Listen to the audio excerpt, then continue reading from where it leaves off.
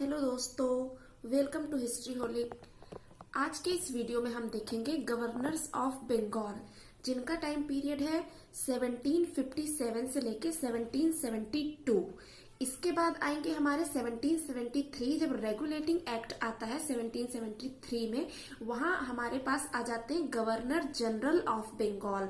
तो first governor general of Bengal कौन है? Warren Hasting.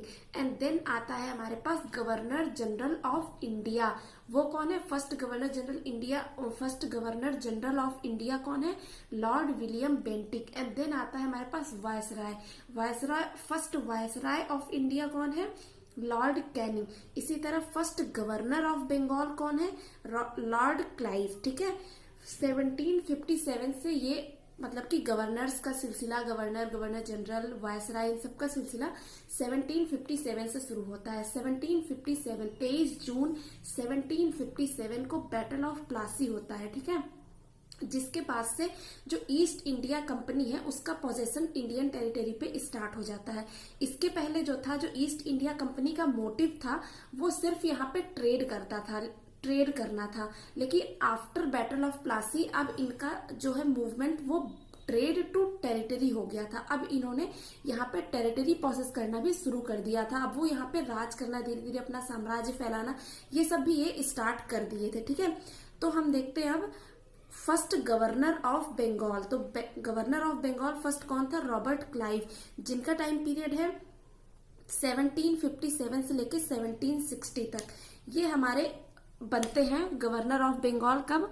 Victory of Plassey के बाद। ठीक है, 23 जून 1757 को बैटल ऑफ प्लासी के बाद, विक्ट्री होने के बाद ये जो है फर्स्ट गवर्नर बनते हैं बंगाल के। ठीक है, इसके बाद फिर होता है हमारे पास, इनका टाइम पीरियड 1760 तक है।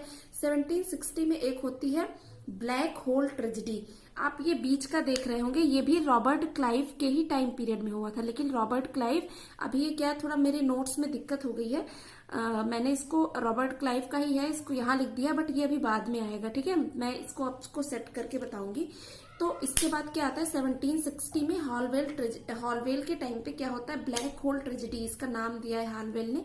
इसमें क्या होता है कि जो सिराजुद्दौला रहते हैं, उन्होंने 146 इंग्लिश पर्सन को एक कमरे में बंद कर दिया था। कमरा काफी छोटा था, जिसकी वजह से 123 इंग्लिश पर्सन की डेथ हो जाती है। हालांकि बहुत सारे हिस्टोरियन ये बात नहीं मानते हैं, और कुछ जो मानते हैं वो बोलते हैं कि इतने लार्ज नंबर पे डेथ नहीं हुई थी, बस कुछ ही लोगों की डेथ हुई थी। तो इस वजह से इसका नाम दे दिया गया, और ये हुआ था 1760 में। ठीक है, तो इसका नाम दिया गया ब्लैक होल ट्रेजेडी।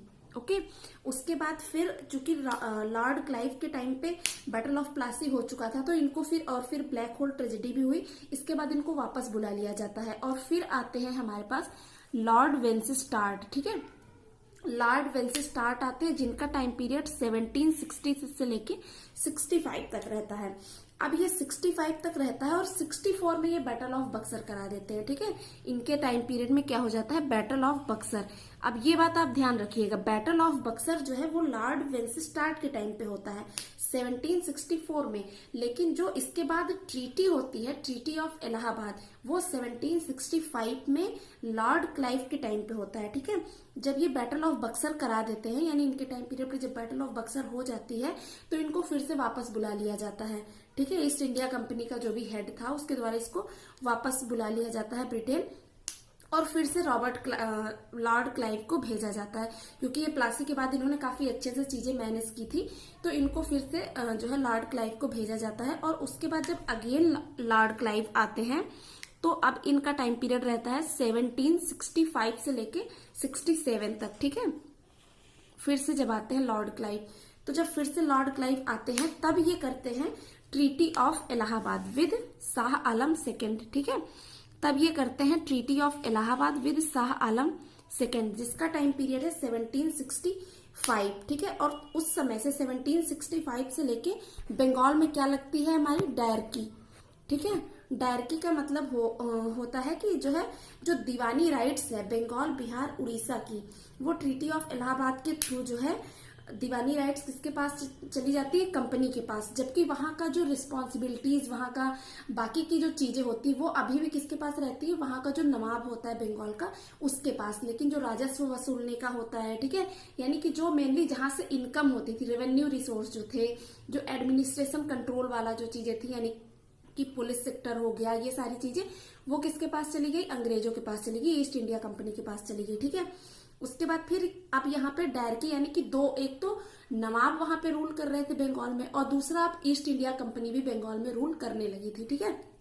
तो इसको बोला गया क्या, डायरकी। तो डायरकी बंगाल में लगी आफ्टर बैटल ऑफ बक्सर के बाद, जो ट्रीटी ऑफ इलाहाबाद हुई वहां से, और ये चली कहां तक, 1773, जब तक रेगुलेटिंग एक्ट आता है। रेगुलेटिंग एक्ट में जो है जब आता है 1773 में, तो इस डायरकी को एबॉलिश कर दिया जाता है, ठीक है। और इन्हीं के टाइम पीरियड में जब दोबारा लॉर्ड क्लाइव आया तो व्हाइट म्यूटिनी भी हुई 1766 में, ठीक है। उसके बाद आते हैं लॉर्ड वेरेलस्ट, जिनका टाइम पीरियड है 1767 से लेके 69 तक। इनके टाइम पीरियड पे फर्स्ट मैसूर वॉर हुआ, 1766 से लेके 69 तक में फर्स्ट मैसूर वॉर हुआ, ठीक है। फर्स्ट मैसूर वॉर के बाद ट्रीटी ऑफ मद्रास हुई थी। ये सब आपको अलग, जब हम एक एक जो है स्टेट के बारे में कि कहाँ पे किस तरीके से लड़ाई करके कौन से गवर्नर जनरल थे, क्या जीते, कैसे किए, तो वो सब हम अलग से कवर करेंगे। यहाँ पे बस आप इतना जानिए कि फर्स्ट मैसूर वॉर हुआ जिसका टाइम पीरियड इतने से इतने है, और ये कितने किसके टाइम पीरियड में हो, लॉर्ड वेरेलस्ट के टाइम में। उसके बाद आते हैं कर्टियर। कर्टियर जिनका टाइम पीरियड है 1769 से लेकर 72 तक। इनके टाइम पे फर्स्ट फेमाइन आया बंगाल में 1770 में, ठीक है। फर्स्ट फेमाइन आया, हालांकि इस फेमाइन के बाद कोई ऐसा फेमाइन कमीशन या कुछ ऐसा कुछ हुआ नहीं, लेकिन फर्स्ट फेमाइन आया कर्टियर के टाइम पे, ठीक है, 1770 में। और जो डायरकी के फादर माना जाता है वो सर लियोनिल कर्टिस को माना जाता है, ठीक है। फादर ऑफ डायरकी किसको माना जाता है, सर लियोनिल कर्टिस को, ठीक है। उसके बाद आते हैं 1772 में वॉरेन हेस्टिंग्स, ठीक है। 1772 में वॉरेन हेस्टिंग आते हैं, और 1773 में फर्स्ट रेगुलेटिंग एक्ट आता है, ठीक है, जिसके बाद से जो डायरकी थी वो एबॉलिश हो जाती है। तो ये 1 साल तक गवर्नर रहते हैं बंगाल के, उसके बाद ये गवर्नर जनरल हो जाते हैं बंगाल के, ठीक है। तो ये क्या थे, लास्ट गवर्नर ऑफ बंगाल, ठीक है, एंड फर्स्ट क्या है, गवर्नर जनरल ऑफ बंगाल, ठीक। और एक्ट आता है 1773 का, और जिसमें क्या होती है, डायरकी इंड हो जाती है। अब हम जो गवर्नर जनरल से बंगाल के, इनके बारे में हम इसके नेक्स्ट वीडियो में देखेंगे, ठीक है। तो थैंक यू, एंड अगर आपको वीडियो अच्छा लगा हो तो please like, share and subscribe.